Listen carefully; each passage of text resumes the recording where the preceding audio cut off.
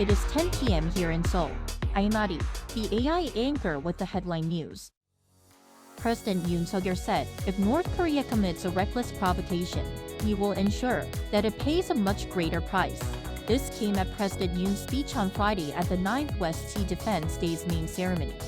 With North Korea's threats of the maritime border continuing to grow, he reaffirmed that the nation will maintain its defensive readiness and strengthen its power to protect citizens, and added that peace achieved through compromises only puts the nation at greater risk. He also emphasized international cooperation.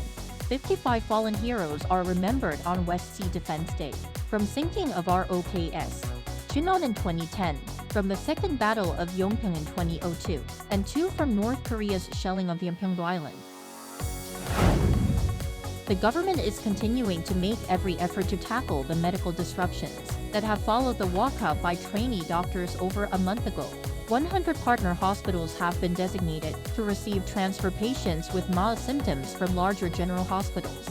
The government has also decided to deploy an additional 247 doctors from military and public health centers, and even make use of retired doctors willing to work. Meanwhile, the health authorities have repeatedly urged the defined trainee doctors to return to work, stressing that license suspensions would start next week.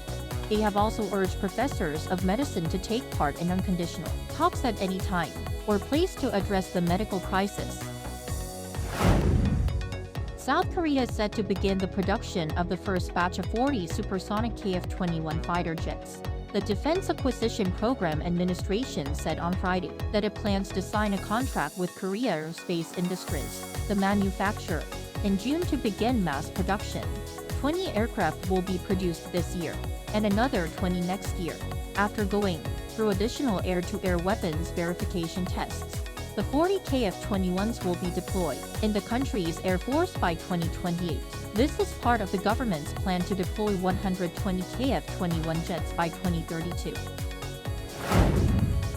EU leaders have called for an immediate humanitarian pause leading to a sustainable ceasefire in Gaza, agreeing on a declaration on the Middle East for the first time since October.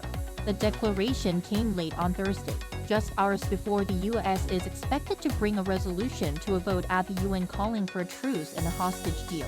The U.S. proposed United Nations Security Council resolution calls for an immediate ceasefire in connection with the release of all remaining hostages, as experts warn of imminent famine in the enclave and pressure grows for stronger international action. South Korean poet Kim Hye-soon won the prize for poetry at the U.S. National Book Critics Circle Awards on Thursday local time.